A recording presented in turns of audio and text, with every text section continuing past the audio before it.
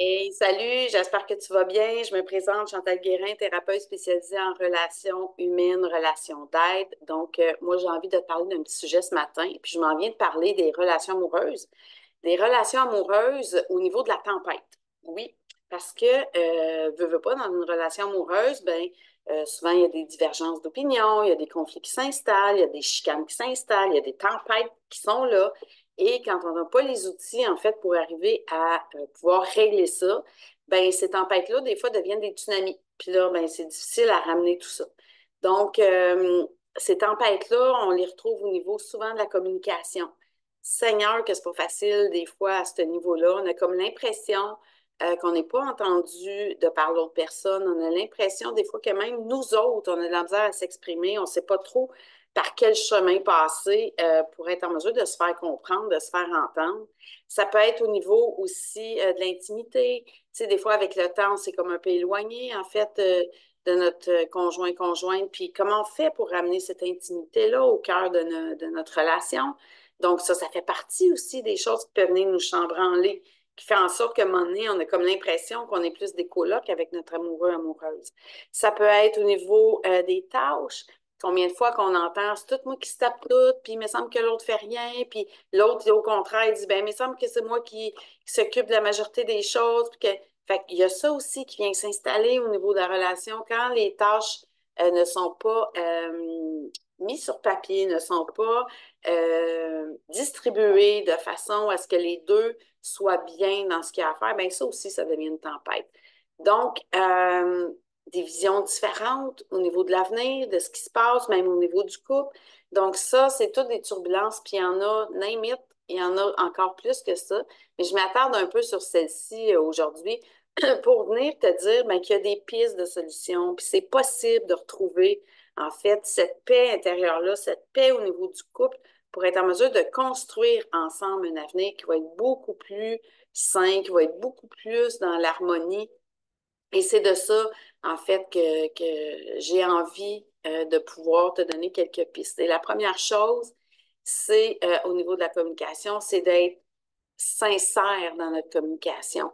Donc, quand la tension monte, c'est hyper important de nous créer un espace où ce qu'on va être en mesure de pouvoir s'exprimer librement, s'exprimer dans notre honnêteté, mais en même temps de pouvoir laisser place à l'autre aussi à s'exprimer. Et ça, c'est pas toujours facile parce que quand ça monte au niveau de l'attention, qu'est-ce qu'on a envie de faire? Il y a deux options. La première, c'est qu'on va crier plus fort que l'autre. Ou la deuxième, on va virer de bord et on va quitter la relation.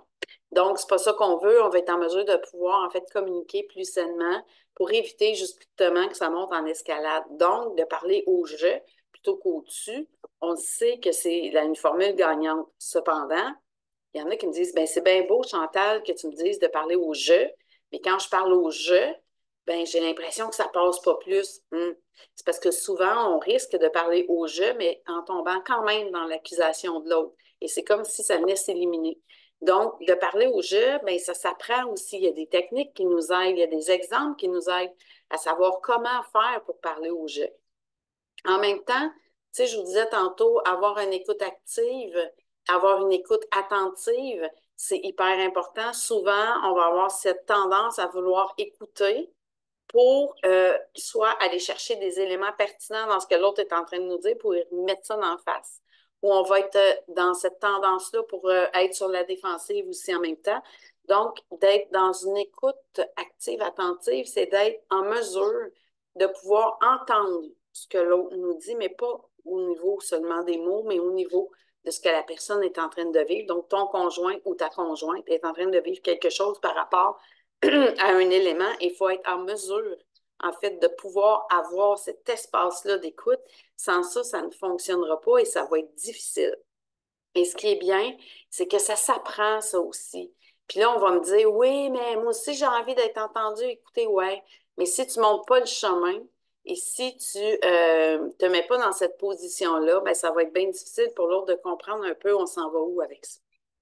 Donc, d'aller identifier par la suite, c'est quoi le besoin qui n'est pas comblé. Parce que dans toute situation, il y a un besoin qui n'est pas comblé. On ne tombe pas dans nos émotions juste pour le fun de même. En dessous de ça, ces émotions-là, il y a un besoin, puis il faut aller le chercher. Puis ça demande aussi, en fait, une stratégie, ça demande un chemin pour être en mesure, parce que souvent, on va parler premièrement des émotions, on va parler des besoins. Souvent, les gens ont de la difficulté à nommer leurs émotions. Il manque des mots. Hein? On connaît triste, colère, joie, peur.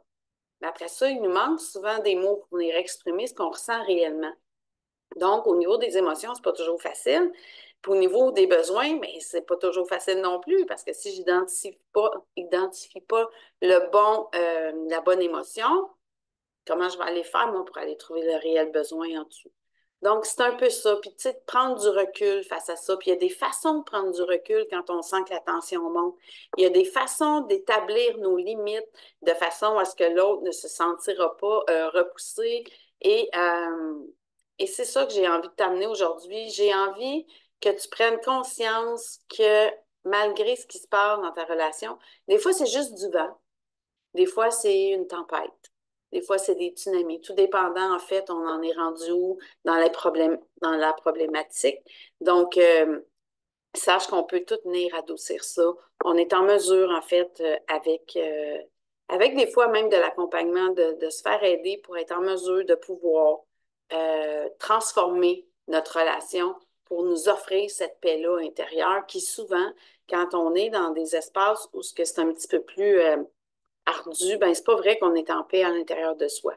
Donc, c'est ce que j'avais envie de t'amener aujourd'hui, puis de te dire, ben, donne-toi la chance de vivre une relation épanouissante et harmonieuse en prenant vraiment un moment pour aller explorer, en fait, comment tu vis, comment tu surmontes, en fait, ces tempêtes-là dans ta vie.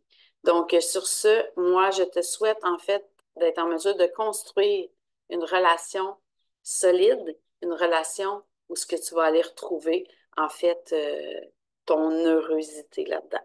Sur ce, je te souhaite une magnifique journée.